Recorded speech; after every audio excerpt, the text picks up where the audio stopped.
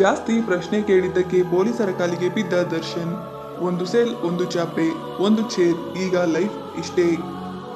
Arrest ಆದ ದಿನದಿಂದ ಇಲ್ಲಿಯ ತನಕ ಸರಿಯಾಗಿ ತಿಂದಿಲ್ಲವಂತೆ ನಟ ದರ್ಶನ್.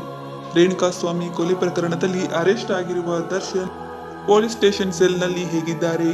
ಇಷ್ಟು ದಿನಗಳ ಕಾಲ ದರ್ಶನ್ ಪೊಲೀಸ್ ಠಾಣೆಯಲ್ಲಿ ಹೇಗಿದ್ದಾರೆ? ಸರಿಯಾಗಿ ಊಟ ತಿಂಡಿ ಮಾಡ್ತಿದ್ದಾರೋ ಇಲ್ವೋ? ಕೊಲೆ ಆರೋಪಕ್ಕೆ ಪಶ್ಚಾತ್ತಾಪ ಪಡ್ತಿದ್ದಾರೋ ಇಲ್ವೋ?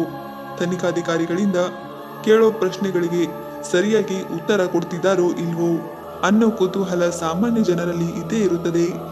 ದರ್ಶನ್ ಅವರನ್ನ ಅನ್ನಪೂರ್ಣೇಶ್ವರಿ ಠಾಣೆಯಲ್ಲಿ ಪ್ರತ್ಯೇಕ ಸೆಲ್ನಲ್ಲಿ ಇಡಲಾಗಿದೆ.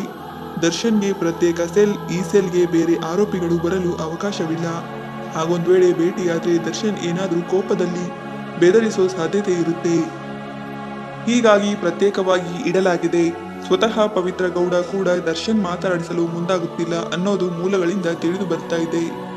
ಆರಂಭದಲ್ಲಿ ದರ್ಶನ್ 2 ದಿನ ತನಗೆ ಊಟ ಬೇಡ, ಜ್ಯೂಸ್ ಕುಡಿ ಅಂತ ತರಿಸ್ಕೊಂಡು ಕುಡಿತಾ ಇದ್ರು.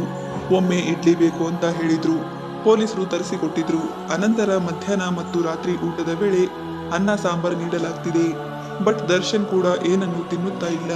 ಜೂನ್ 11ರಂದು ಸ್ಟೇಷನ್ಗೆ ಹೋದಾಗಿನಿಂದ ಇಲ್ಲಿಯವರೆಗೂ ಒಂದೇ ಒಂದು ಟೈಮ್ನಲ್ಲಿಯೂ ಪೂರ್ತಿ ಊಟ ಮಾಡಿದ್ದು ಇಲ್ಲವೇ ಇಲ್ಲಂತೆ. ಆ ಸೆಲ್ನಲ್ಲಿ ದರ್ಶನ್ಗೆ ಏನೇನ್ ಇವೆ ಅಂದ್ರೆ ಕೇಳಿ ಬರ್ತಿರೋ ಉತ್ತರ ಒಂದು ಚಾಪೆ, ಒಂದು ಚೇರ್ ಅನ್ನೋ ಆನ್ಸರ್ ಬರ್ತಿದೆ. ಹೊರಗಡೆ ಸ್ಥಳ ಮಹಜರು ನ್ಯಾಯಾಧೀಶರ ಮುಂದೆ ಹಾಜರು ಪಡಿಸೋದು, ವಿಚಾರಣೆ ಟೈಮನ್ನು ಹೊರತುಪಡಿಸಿ ದರ್ಶನ್ ದಿನವಿಡೀ ಇದೇ ರೂಮ್ನಲ್ಲಿ ಇರ್ತಾರೆ. ಸಂದರ್ಭದಲ್ಲಿ ಚೇರ್ ಮೇಲೆ ಕುಳಿತುಕೊಳ್ಳುವುದಕ್ಕಿಂತ ಚಾಪೆ ಮೇಲೆ ಜಾಸ್ತಿ ಕುಳಿತು ಜಾಸ್ತಿ ಟೈಮ್ ಕಳಿತಿರೋದು ಕಾಣಿಸ್ತಿದೆ.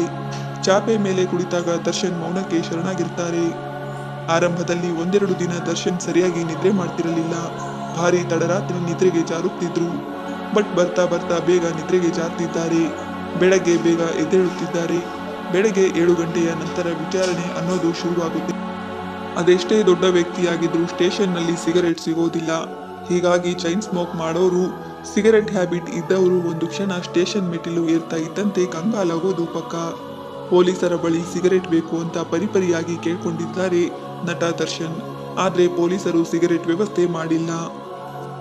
ಇನ್ನು ನಟ ದರ್ಶನ್ ಸೇರಿದಂತೆ ಎಲ್ಲ ಆರೋಪಿಗಳ ವಿಚಾರಣೆ ಮುಗಿದಿದ್ದು ನಾಳೆ ಎಲ್ಲರನ್ನ ಕೋರ್ಟ್ಗೆ ಹಾಜರುಪಡಿಸಲಾಗುತ್ತೆ. ಒಂದು ವೇಳೆ ನಟ ದರ್ಶನ್ ಕೊಲೆ ಕೇಸ್ನಲ್ಲಿ ಅಪರಾಧಿ ಎಂದು ಸಾಬೀತಾದ್ರೆ ಕೋರ್ಟ್ ಯಾವ ಶಿಕ್ಷೆ ನೀಡುತ್ತದೆ ಎಂದು ಕಾದು ನೋಡಬೇಕಿದೆ ಅಷ್ಟೇ.